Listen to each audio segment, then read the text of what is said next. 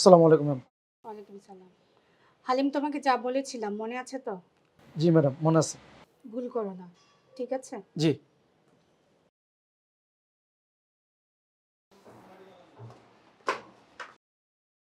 Ma'am, টাকার আমার আপনার।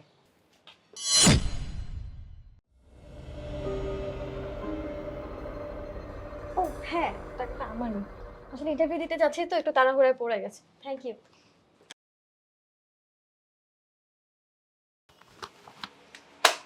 স্যার, টাকার আমার আপনার।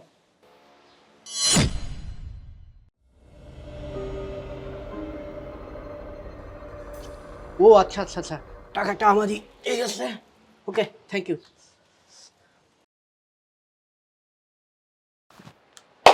স্যার, টাকার আমার আপনার। না না, আপনি ভুল করছেন। আমার কোনো টাকা নেই, হয়তো অন্য কারো। আপনার কাছে রেখে দিন, কেউ খোঁজ করলে দিয়ে দিন। আর না স্যার, আপনি প্রথম আসছেন, আর কেউ আসে নাই তো। আমার মনে হয় আপনার পকেট থেকে টাকাটা পড়ে গেছে, নিয়ে যান। না না, এত টাকা আমি কোথায় পাবো? টাকা আমার না। আসি, হ্যাঁ, আমার দেরি হয়ে যাচ্ছে। আরে শোনেন,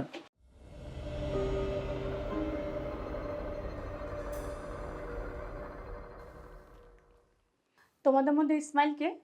জি ম্যাম, আমি। আচ্ছা ঠিক আছে, ইসমাইল তুমি থাকো, বাকি দুজন চলে যাও।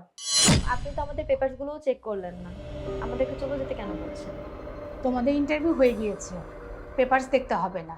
ম্যাম, আপনি আমাদের ইন্টারভিউ না নিয়ে ওকে কিভাবে সিলেক্ট করতে পারেন? ম্যাম, আপনি একবার দেখেছেন ওর জামা কাপড়ের কি অবস্থা? এই, তোরা এই অফিসে কে ঢুকতে দিছে?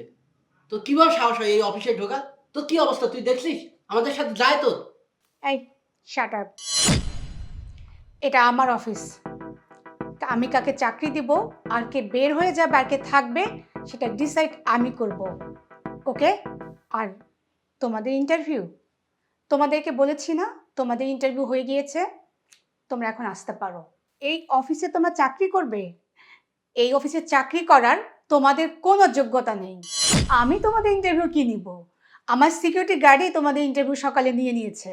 Security guard? Ma'am, security guard কিভাবে আমাদের ইন্টারভিউ নিল? কোনো অফিসে কাজ করতে হলে সততা, বিশ্বাস এবং পরিশ্রম, এই তিনটা জিনিস সবার আগে দরকার। আমার মনে হয় তোমাদের মধ্যে এই তিনটি কোনোটাই নেই। যদি থাকতো তাহলে আমার সিকিউরিটি গার্ডে রেখে দাও টাকাগুলো তোমাদের পকেটে থাকতো না। এখন নিশ্চয়ই তোমরা বুঝতে পারছো আমি তোমাদেরকে কেন বলেছি যে ইন্টারভিউ তোমাদের নেওয়া হয়ে গিয়েছে। আশা করি বিষয়টি তোমাদের কাছে এখন ক্লিয়ার, তোমরা এখন আসতে পারো। আর হ্যাঁ, যাওয়ার আগে সিকিউরিটি গার্ডের কাছে টাকাগুলো রেখে যেও। ইসমাইল, তোমাকে অভিনন্দন। তোমার সততা দেখে আমি মুগ্ধ হয়েছি। আশা করি তোমার সততা সবসময় বজায় থাকবে। Thank you ma'am.